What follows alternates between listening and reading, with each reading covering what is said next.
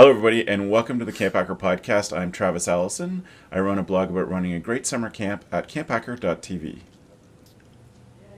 Hi, my name is Gabrielle, and I'm one of the camp directors at Camp Waro. Camp Waro is an all-girls camp situated in northern Quebec, and I'm speaking to you from Montreal.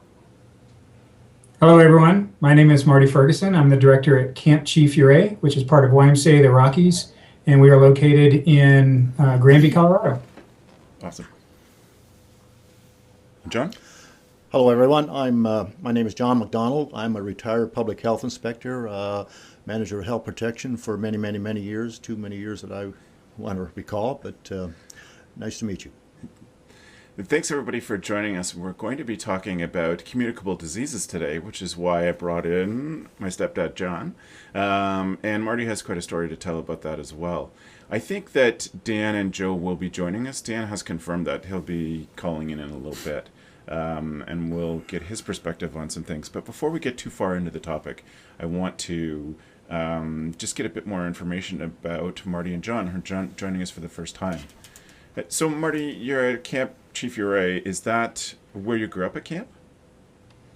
I actually started at YMCA Camp Nissikone in Michigan, which is part of the Detroit YMCA Association.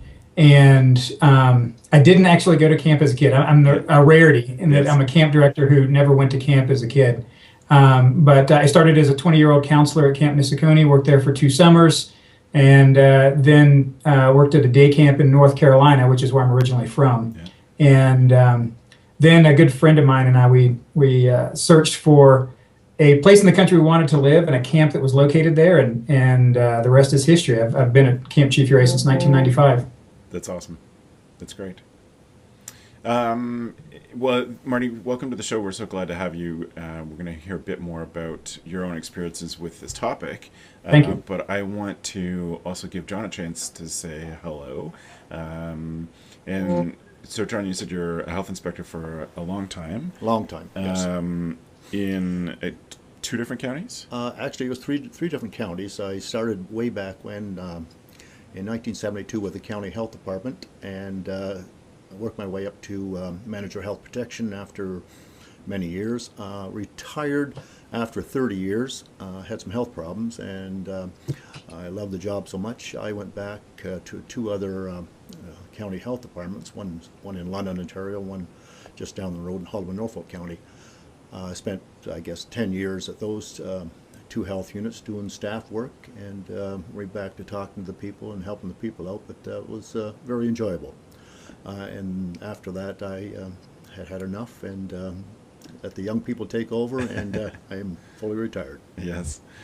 So John's been a great asset to me in my camp career because we've had, obviously, questions about our kitchen, etc. I could always call John, but one particular incident, we had a cook who quit at breakfast time one day, and we had to bring in took us a day to find the next cook, which was a camp alumni, counselor alumni, who was a teacher and graciously said, "Sure, I'll come and cook for a month for you." And so we asked John to come up and give Dale some hints and tips on how to do it safely. And so that's why I've asked John to be here.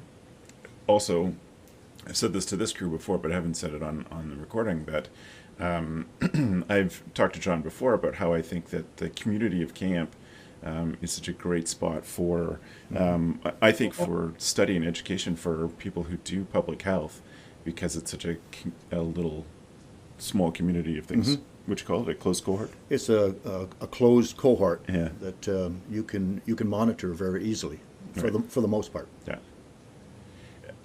So we've got lots of stuff to talk about today. I bring this up because I know that I've been through a number of communicable diseases at camp before. We had a kid show up on opening day with his parents, who the nurse heard him cough and said, "You have whooping cough. Take your pertussis home." And other things. And I know that it's an issue that can have such a strong impact on camps. And a lot of camps, I think, are completely unprepared. I think that they are just going along blindly until a disease, something communicable, hits them, whether it's foodborne or otherwise, and go from there. then they're just forced to deal with it. So I want to give people some ways to deal with that ahead of time. So, Gab, have you ever had stuff go through at Waro? Yes. I mean, yes, we have. And some of those things happened and really put in place a lot of our prevention protocols that we have now. And I think it was probably the second year that we owned the camp that we had stomach flu. And it just hit so rapidly. I remember that it started about 11 in the evening, and then by the morning time, there was at least 20 people that were in the health center and in some of the buildings that we used that had washrooms for our staff and our campers. And now our families have to fill out a health form, and they have to present the health form as they drive into camp. If there's anybody that had a cold, had the stomach flu within the last, I think it's 48 hours, and we have a spot for cars that haven't filled out that form. It's very, very. It's almost like going through, like, have you visited a farm in your visits? But or was anybody in your family that was sick? And then if somebody was sick, usually we do turn them away, and then we have a different protocol for our international clients. Right. Because obviously some of them fly from far and they could get sick over that time. But that has made a huge difference. Yeah. Yeah. Go ahead, John. That's something that Travis and I were talking about just before we went on air. That is very, very prudent. And you really don't know whether, in that situation, whether somebody was bringing something into camp or received that problem at camp. So I think that's being very, very prudent. That's good protocol. Yeah. Thanks. Yeah. It was one of our camp doctors that came up with it, and we were lucky to have her as a staff member before, and she sent her kids to our camp. But that was her and our director basically that came up with that, and it really has made a difference.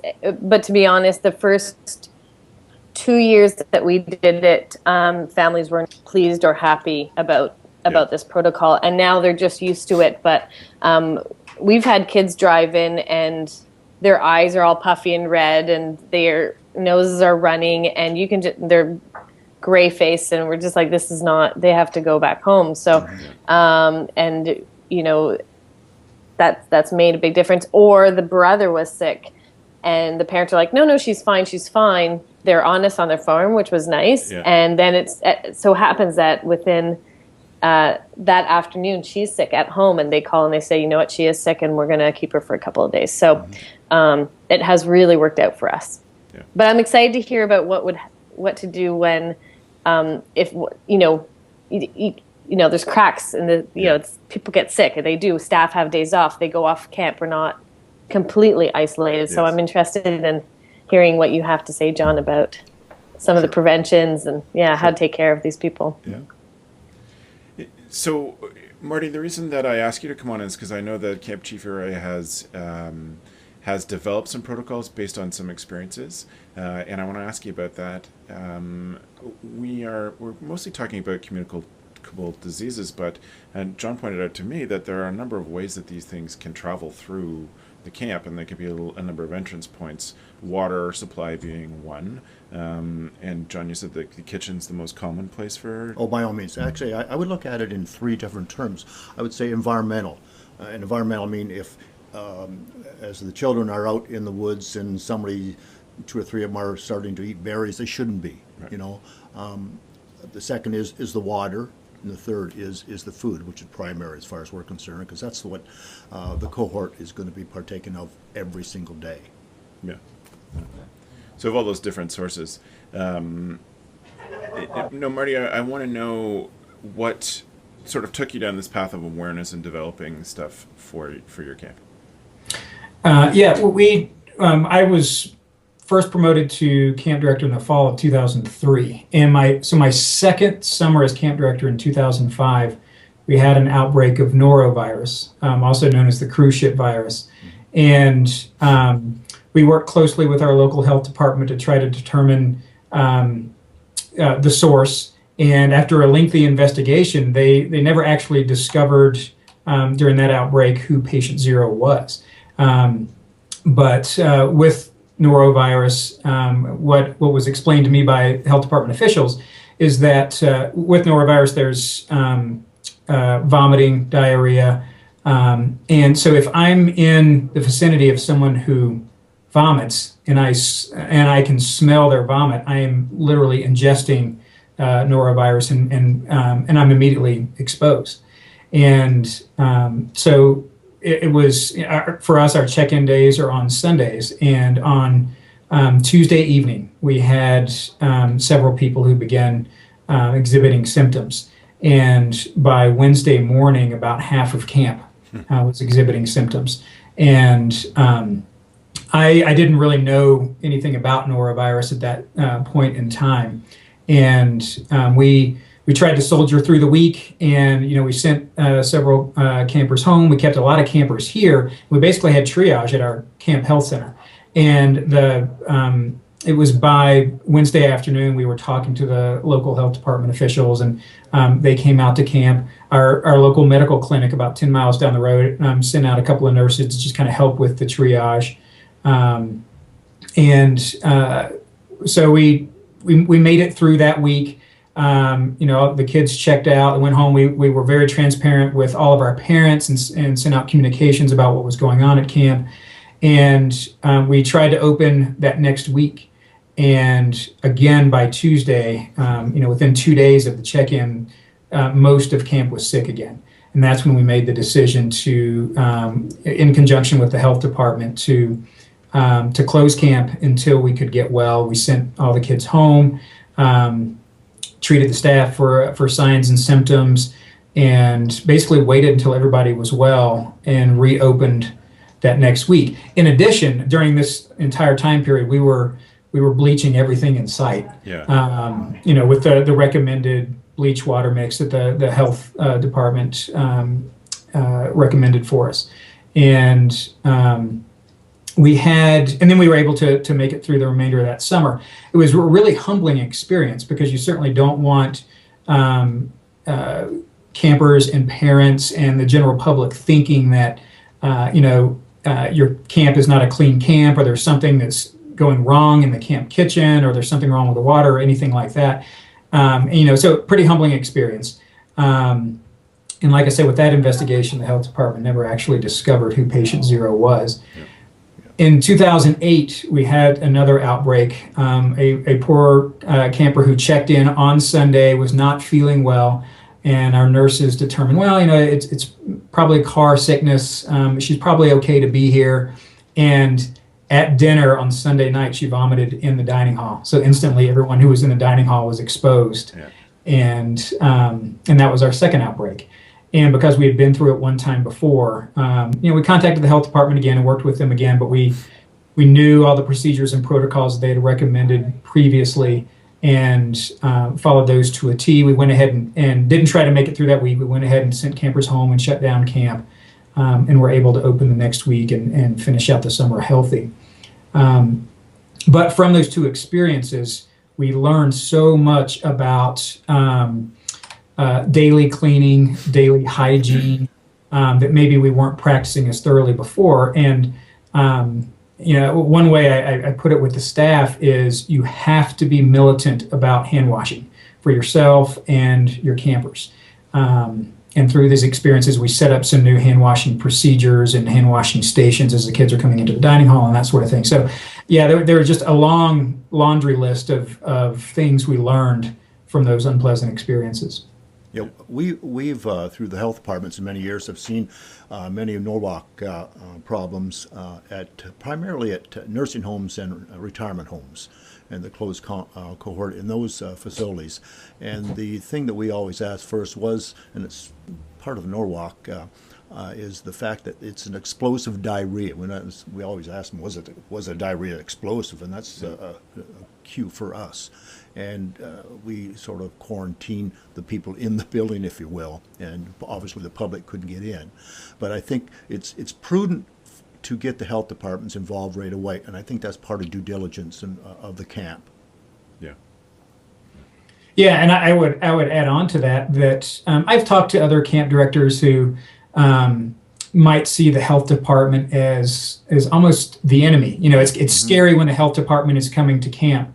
And you know, as a young camp director in 2005, I was definitely scared. But what I learned was that the health department, they're not the enemy at all. They are, they have the best interests of our campers at heart as well. And they just want everyone to be healthy. And, you know, now I know everybody at the local health department, and I don't hesitate to call them up or even invite them out to camp if I have any questions. And they are a fantastic resource for us. Yeah. That's an excellent point. Yeah. They are not the enemy. Yeah, exactly. Gab, do you guys have a good relationship with the local health department? I wouldn't say we do. I think that we're struggling with our municipalities right now, and it's a very small. We're a very small municipality, and our health department is really, I think, run thin, basically, Right. where they have a lot of land to cover and very little time. So I was just listening to Marty, and I was thinking, wow, that would be really lovely to develop such a relationship. But I think they're spread a little thin, actually. I'm going to give you some insight on the health inspectors looking at some of the districts they covered. The districts that they covered, for the most part, and I won't speak in for the health departments I've been involved in, the inspectors take their districts as their own, and it's personal to them that things don't happen in their district, because someone would always look at it and say, what are you doing? What are you doing wrong out there? So most inspectors that I know have taken it personal that this is my nursing home, or this is my camp. I want it to run properly, because I don't want things to fall apart in those particular instances. Yeah, no, that's great. So, I've had a NOAC experience as well, and we had probably a third of the camp go down with it one summer, and that changed a lot of our protocols. And I do want to talk about protocols and how we deal with these things. But what are some of the other things that we could be, that would fall into this category, John, of communicable disease? The protocol, and we heard earlier about talking to the parents before the kids got to, I use kids, Yeah. Quotations, kids got to the camp. I think that's a wonderful protocol, because you don't know whether the kid brought that into camp, a staph infection or strep, whatever it is, or you didn't prepare the food properly, or you haven't been testing the water, or the kid's been eating the berries and getting sick from that. Right. I think if a bunch of kids were eating berries, as an example, there wouldn't be a lot of them. But I would say after 3 people, we're talking outbreak. After 3 people, look at, we've got an outbreak here. I think you should use that criteria. Yeah. The other thing I would stress is education. The people that are looking at your food and your water, make sure they are responsible and are recording their results. So whether it's if you have a swimming pool, or you're looking at time and temperatures of preparing the food, storing the food, have some type of protocol where every day they're monitoring and writing down, and they know they're responsible because they sign their name. Make it their responsibility. I think if you put more responsibility on those folks, they'll look after it a little bit better. That's what we've learned. I've always used to, I'm sure you've heard this term before, HACCP, hazard analysis critical control point. If the staff haven't bought into that or haven't learned about that, I would emphasize they should get into that.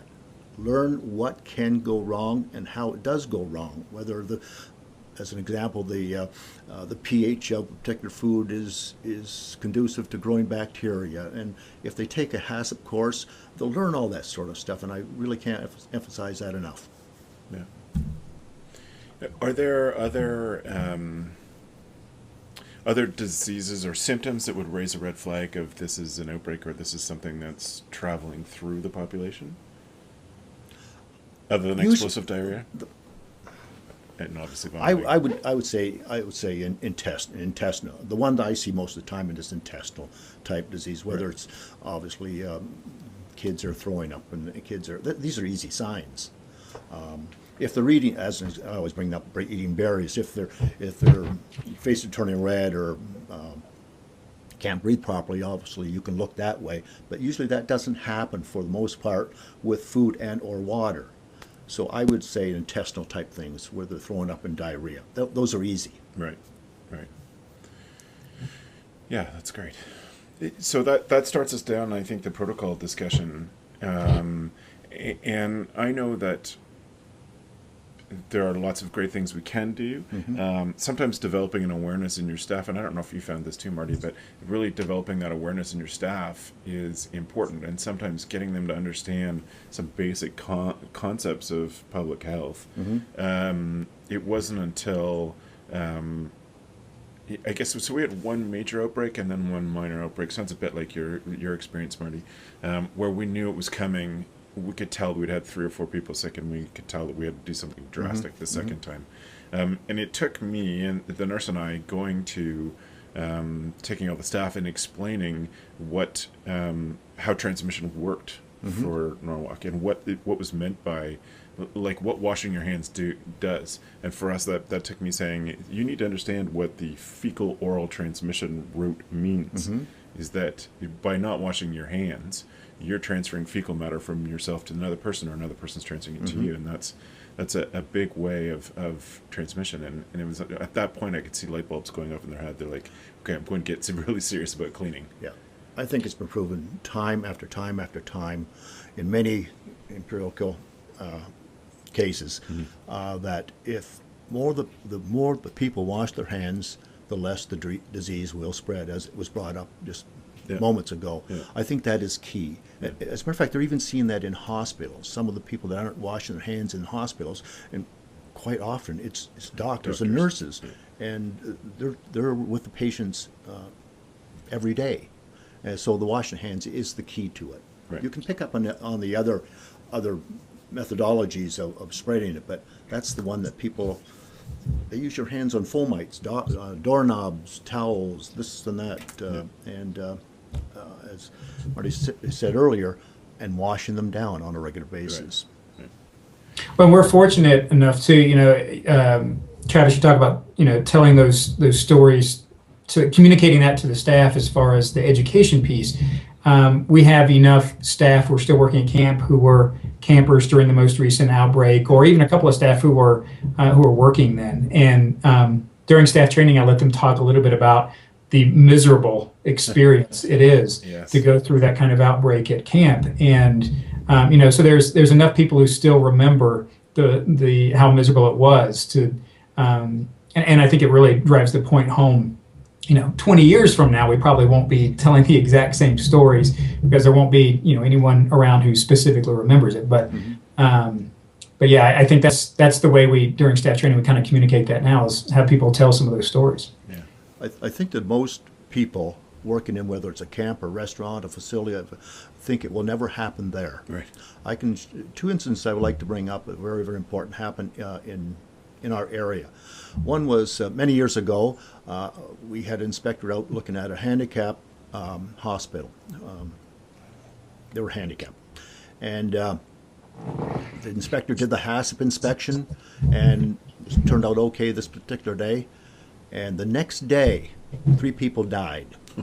3 people died. And it was from Spanish cream. So we taught them, and they didn't do it the next day. The other point, and it was brought up earlier, the fact, talk to your people. Don't lie to the inspector. Don't lie to the health unit. It'll come back. It'll be blowback to you. Let me tell you.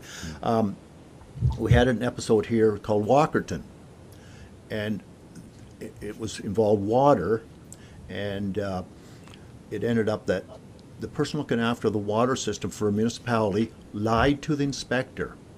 After the inspector was trying to ascertain whether it was the water, he lied and said that, he put sodium hypochlorite in the water, chlorine in the water. He lied, so the inspector started looking at the food. 2,000 people got sick, 7 people died. His children are still being treated for it. Right. So openness, honesty is key with the health unit.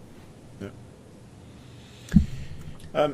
Marty, what are some camp-specific protocols that you developed once they have an understanding of it? What did you change? I know you mentioned quickly hand washing, but what are some of the physical protocols that you said you used to do?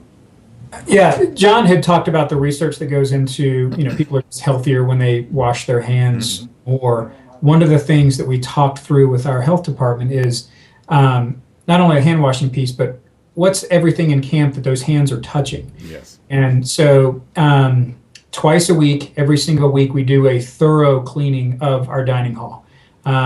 We'll pop all the tables, we'll move those out of the way, we'll bleach the floor down, and then we'll actually bleach all the tables down as well twice a week. And, because that's a place that everyone at camp gathers 3 times a day. Yeah.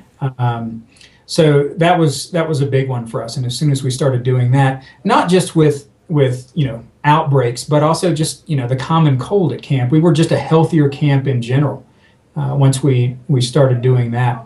I think a really simple thing that we started talking to staff with, and this comes with that education piece, is, let's suppose a cabin group is camping out and someone brings a bag of chips for snack, and that becomes the community bag of chips. Yes. Well, instantly, you're sharing all those germs that are on the kids and the counselors' hands by sharing that community bag of chips. So we stopped doing that, and whether it's a gloved hand reaching into the bag and providing individual portions, or doing the smaller individual bags of chips. But it was little things like that honestly we had not thought of before that have made a really big difference.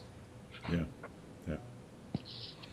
And when you had, you said you added hand washing on the way into the dining hall.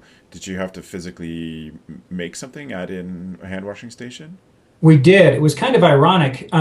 During our outbreak in 2005, the hand washing procedure we had at that time was something that the health department had told us to do many years earlier. And we hadn't really checked in with them to see if that was still a good procedure. And it was, we had a solution in a bucket that everyone was dipping their hands in as they went into the dining hall. And part of their investigation found that even though they had told us to do that several years earlier, research had shown that by doing that, we were probably spreading the norovirus more than we were doing any good. Right. And so it was right after that 2005 outbreak that we built 2 hand washing troughs just outside the dining hall. So the procedure is now we call the cabin groups over 1 or 2 groups at a time. Each, the counselors are there to supervise the kids actually washing their hands at the trough. They grab a paper towel, they head up the ramp into the dining hall. And so it's literally the last thing they do prior to going into the dining hall. Right. That's excellent. Yeah. Excellent. Because when campers are lined up to go in for a meal, in our case, it would be usually the program director that would let them in once the mealtime and everything was ready in the dining hall. And sometimes it would be me, and I would try to get my program directors to check with each counselor, has your cabin washed your hands? And 90% of the time the answer is no. I'm like, okay, go wash your hands then before we... And John, I don't know if this is effective or not, but once we got them more into the habit of washing their hands on their way in, or before they sort of got there. So it was hand washing, stand in line, go in, which I realize is another opportunity for contamination just standing around there. But there was antibacterial squirt stuff once they got inside at the tables. Is that a great idea? The more equipment, quote unquote, those little sprayers or whatever methodology you're using, I would encourage that. The other thing I would add to it, if every once in a while, I would do the same thing with the equipment, footballs, frisbees, that type of thing as well, because it's outside. It can be contaminated very, very easily, the ground and what have you. So I would do it to the equipment as well. And just sort of spray it with a bleach and water mix? Absolutely. Yeah. Absolutely. There's no downside to that. Right. Well, So and one protocol that is touched by hand, Marty, and not just the dining hall things you touch by hand, but the others. well, and one protocol that we adopted that I forgot to mention has also been very helpful for us is anytime there's a report of a camper or staff member having diarrhea or vomiting, wherever that is around camp, it has become a common practice to immediately go bleach that area, whether it was in a restroom or in a cabin or wherever that was. And, at camp, sometimes, campers or staff have, like chugging contests, with, the water pitcher, and that might cause them to vomit. So it doesn't matter if it's because of illness or because of that chugging contest. We make sure that we bleach down that area immediately. Right. Yeah. Kids are gonna have fun doing a variety of activities amongst themselves. So you can't protect everything, but you can do your best. Right. Cap, what sort of things do you do at Waro what are the protocols for you folks? I think, like Marty said, is disinfect. If we know of somebody that is ill, disinfecting their sleeping area, all of the bathrooms that we have. Our leadership team actually, part of their job training is we show them, like, here's a pair of gloves. This is how you make the mix. This is how you wipe down the bathrooms. Like, we actually go through that, and we have somebody that does clean our washrooms daily, and she's really, really good.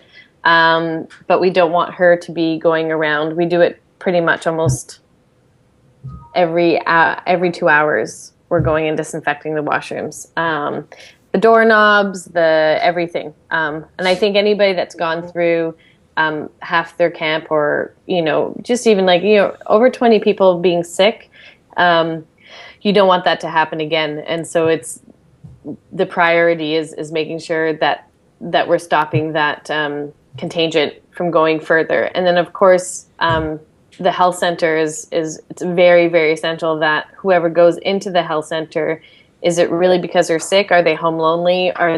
Because once they go in, that is a place where it's a quarantine, basically. And we don't want people coming and going because they have, the difference between a first aid situation and being sick. So even changing where they get their first aid done.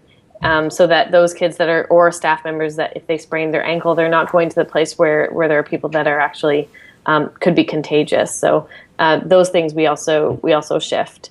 I had a question though, however, and maybe you answered it. I was dropped out of Skype for a little bit, but did you talk about Purell at all? We did. Okay. I had said that we have kids wash their hands on the way into the dining hall, and then when they get to the tables, they get a squirt of that stuff. Okay, cool. Yeah, one question I would like to, do the camps explain to the children the rationale for doing this, and is there a session for the campers as they come in to say, okay, we're trying to keep you healthy? Is a half hour spent with them to advise them, if you're sick, see this person, don't spread it? I mean, is there some type of education focus on that? Yeah. I mean, for us, there is. I mean, it's a way of also our campers meeting our healthcare professional. But it's also about just even showing them how to cough properly or sneeze into their, basically their elbow, not into their hands. Like these type of things our healthcare professional says, and they meet them individually as well. But we do a talk on the importance on washing their hands. And I think that's part of it. But again, it's sometimes it's an experience that causes you to sort of say, like, these are things that are very important, so that we don't have that experience again. And they're so used to it now that I mean, it goes hand in hand with also lice, basically. Yeah. We talk about those things and sharing hairbrushes and hats, and all of our kids, our hair it's always tied up. All of them know it's tied up. They brush their hair in the morning, then it gets tied up and braids or whatever. So that kind of, those things I think it's an important part of, it's also them learning how to take care of themselves. It's not a bad thing. One point I would like to stress is the fact that regardless of what we do, it's going to happen. Right. It is going to happen. And I would just make sure that you have all the I's dotted, T's crossed on your protocols, because if the health department comes in, they're going to look at what you've done in the past, and if you're running a haphazard camp, they're going to look at you a little more carefully, and they won't be your friends after a while because they'll come down on you left, right, and center and cost you money.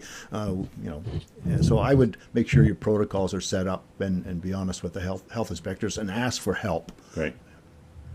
And well documented. Well documented. Yeah. That's due diligence. Yeah. And I have always told all the restaurants that I've ever inspected, that's the number one thing I've always told them. You start right beside your walk-in coolers or your fridges. You put all the fridges down, you put all the freezers down, and somebody is responsible for putting those temperatures down every single day. And if there is a problem, you mark it in red, and that means get it fixed now. And so if an inspector comes in, if there's a problem, you say, we were doing this. And the inspector will say, okay, we're not going to look at this particular area. So that's due diligence. Yeah. That's good. I think that we're getting close to the end of this discussion, certainly to the length of time we've allotted for it. I bet there's a lot more we could talk about, and a lot more ideas that we could share. I want to say that have an eye, if you're listening to this, just the audio version in your phone, then go to camphacker.tv/podcast and look up the show notes for this. What I'm going to try to do is find what we call the kitchen compliance record that I created when we were at camp. That was the thing that John's talking about. It was the fridges and their temperatures, the freezers and their temperatures, the time, and the time was checked in the person's initials. We also included that the counters have been wiped down with the bleach solution and the doors in the kitchen and all that. So I'll put that out there for free if people want. By the time the show notes are ready, when this gets launched on your phone that you're listening to this, that I should have found that, or at least know if I can find that compliance record or get it from somebody else. So that'll be available. Marty, I wonder if you have any final thoughts on this topic before we move on. Yeah, I think a couple. I guess I just want to reemphasize a couple of things that John said as far as reaching out to your local health department, creating if you don't know your local health department officials, call them up. And it's not uncommon for me to call them in the middle of the summer and say, hey, we had this come up, I have a question, or if any new protocols come out regarding this particular thing. But one thing I tell our staff in the summertime, if your job is easy, you're doing it wrong. And I think that is can really I think that's also applicable to health at camp. It's hard to do all of these things thoroughly every single day to make sure that your campers are healthy. And so, yeah, I would just say that lay out your protocols and procedures, specifically assign people to do those things, as John was talking about with the temperatures in your refrigerators, and then just have follow through and make sure they're getting taken care of every day. Right. Yeah, some supervisor to just check on that regularly. Yeah. Yeah, great. Well, thanks for your insight on that, Marty. We're not going to go yet. I have a few more things we're going to do in the show, but thanks in this particular discussion. John, is there anything else you wanted to add? Yeah, we haven't talked about other things like that can spread disease. Yeah. Pools. Right. The same as the food. I don't know what happens in your particular areas, but recording pH and chlorine residuals where there's iodine or anything else that's disinfecting your pools. If you have pools, or I asked Travis about spas, but not many camps have spas or jacuzzis. I've always known that jacuzzis are. I don't go into jacuzzis because it spreads Pseudomonas aeruginosa and it's a respiratory problem, and it's very, very bad. I'm sure you don't have them. But pools always was a worry to me as much as the food aspect of it, and it's very easily spread. The same as the protocol for recording the time and temperature, what have you, or the temperatures of the walk-in coolers and fridges, what have you. Make sure the same due diligence for the pools, because disease can spread just as fast, even faster. So, yep. Yeah, good. Thank you. Gab, do you have any final thoughts? It's just nice to have John on the show, and with his knowledge and experience, I took a whole bunch of notes. Just sort of, I like due diligence. I think is is sort of key, and I think it comes back to training our staff. We talk about that often, but how do we train our staff? How do we not only just talk about it, but illustrate it to them, the importance of making sure that their kids are washing their hands, that their hair is being, tied back properly, that their nails are being clipped properly. Like, all those things, how do you illustrate it? And we can probably talk and brainstorm about some ideas on how some organizations do that. And also for Marty, with being transparent about your experience, we always learn from that. And I definitely did. So I'm just happy to meet you guys. Yeah. Right on. Well, that's great. So thank you very much to all of you for a good discussion on communicable diseases at camp. That means that this takes us to our tool of the week. So for those of you who are listening for the first time, we encourage you again to go to camphacker.tv/podcast and find the show notes, because you will see the links to all of these different things that we're going to talk about in our tool. Every panelist we've asked to come here and present a tool that does make them a better camp director, or in John's case, a tool that would help us be better camp directors and look after our community better. And they're not going to be focused on our particular topic, just something that is a great resource. And Gab, I'd like to start with your tool. What's it? Gab, you're muted. Yes, that happened. Sorry. My bad. My tool is just a Twitter app for your desktop. So I'm really trying to tweet more. And I have such a hard time because it's like out of sight, out of mind, unless I check it on my phone. And we did a podcast a while back that, like, all the bells and the whistles distract you from what you're concentrating on. So I turned that off of my cell phone because it was binging so much. And anyways, so one of my staff members said, you can just put it on your desktop, and there's a little birdie that appears at the top. And when it's blue, that means you have a message. And when it's black, that means you've checked all your messages. And it's really easy to retweet things and all this. Anyways, I've had it for a couple of days now, and I love it. And I don't check it regularly. I don't check it all the time, every time the bird turns blue. But I do it like at lunchtime and then at the end of the day, and just see what people are up to. And then it allows me to tweet so more often. So for people that already tweet and they're already, great at it, I don't think it's necessarily useful. But for those that are really trying to be more proactive, and I know that there's some directors that are trying to, and Twitter's a little bit bizarre to them, this is a great way to just see how other people are doing it, follow other people, and just having it on your desktop. It's fun. I'm enjoying it. So Good. That's my tool of the week.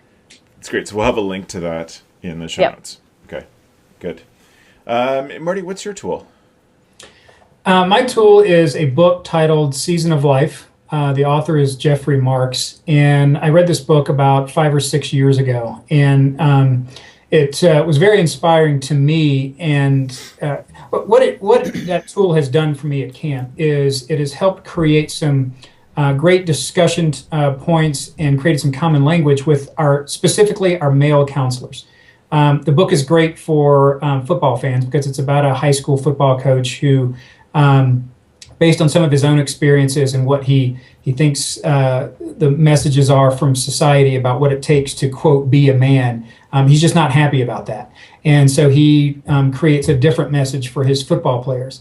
And breaking it down very simply, the coach states that what he thinks society tells young boys that it takes to be a man are things like sexual conquest, making lots and lots of money, or being an outstanding athlete.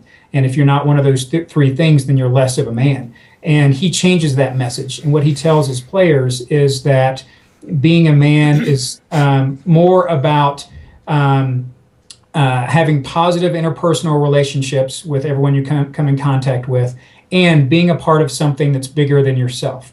And that's an easy message to talk about at camp, that being a part of something bigger than yourself. For him, it was his football team. And when his players graduated from high school, hopefully they latched on to something else that was important and positive. And at camp, we can talk a lot about that, the interpersonal relationships and being a part of something bigger than yourself. And it's really created a lot more, like I said, common language and discussion points with our male staff about how are we going to be positive role models for the young boys who come through camp. Yeah. That's great. That's great. So people can find those links on the website. John, what's your tool? My tool is with some background. I knew a lady that was starting a restaurant. By happenstance, happened to be my sister. And I said, Sandy, you should take a HACCP course, a HACCP protocol course from the local health department. And she did, and it was a week length course. And she came back next time we talked. She says, John, I don't know how anybody can open a restaurant without taking this course. I learned so much. Everybody that's handling food in the kitchen or has some involvement should take a hazard analysis critical control point food education protocol course. I think there's no downside and there's terribly great upside to it. Yeah. So I encourage that. That's great. So in Ontario, those are available through the local health departments? Local health units, yes. Right. Or through community colleges as well. Right. Yeah. Right. And they are certainly available North America-wide. It seems they're likely worldwide. Absolutely. HACCP started, as I understand, way back with the Pillsbury company way back when. And NASA took over during the Challenger period, as I understand. They were involved in that. And so it's been around a long time, and I think if you look at the critical control points, that can go wrong. You'll be better off. That's great. Thank you for one that fits the discussion so well. Thank you. Mine doesn't fit the discussion so well, but I still think it's an important tool. We've talked about this in the show before. Focus is one of my big challenges in life. And I have been using a website that I find quite fun called focusatwill.com, which puts on music that it has no lyrics, so it doesn't really catch your attention. It's good background music. It'll go on for a certain amount of time. You can set the time. Its default's an hour, and will ring a bell at the end of that. So it does two things. It encourages me, or just sort of helps me focus during that time, and keep on task, because I'm not distracted by the music I'm listening to, or that it gives a bit of a mental theme to what's going on. But I like that it rings a bell at the end of the time and makes me take a break. Like that makes me, I find that the best thing for me getting stuff done, working long hours, is remember to take breaks, and that makes a bigger difference than actually doubling down on my concentration. So that Focus at Will is a great tool for that for me. I encourage you to check it out. It's free. You sign up, but and that brings us to the end of the show. So I want to thank the three of you for joining me on the CampHacker podcast. If people have any questions or want to contact me, what do you do? Well, they can check out where I work at waro.com. You can follow me on Twitter, Gabrielle Rail. And if you have any questions, it's gabz at waro.com. Gabrielle Rail has two L's in the end. It does, not like the railroad. Yeah, it's... Excellent. So, Marty, if people want to follow what you're doing or check out your camp or get in touch with you, what would be the best way for that? Yeah, we're on the internet at campchiefouray.org, and Ouray is Ouray. You can also follow us on Facebook, and if anyone has any specific questions, you can reach me at mferguson@ymcarockies.org. That's great. Ouray has almost as strong a vowel to consonant ratio as Waro does. And John, thank you very much for being on the show. It's been great fun. So the best way, if you have any questions for John, is to get in touch through me. Yes. Yeah. So email me and I'll ask them and I'll pass on the answers. But we would encourage you to check out your local health unit and talk to them and establish a good relationship with them. And get this. But if you have any questions, email John through me, Travis at socialcatalyst.ca. And I encourage you again to go to camphacker.tv/podcast and find the show notes.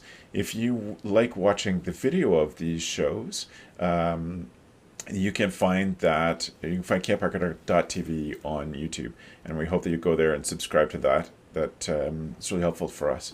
You can also find CampHacker.tv on iTunes, the BlackBerry Podcast Store, etc. We hope that you'll encourage your friends, your camp friends, and share the show. Encourage everyone to download the shows and subscribe there. And that's it. Thank you very much for a great show, everybody. Thanks for the evening, friends. Nice meeting you. Yep. Thank you.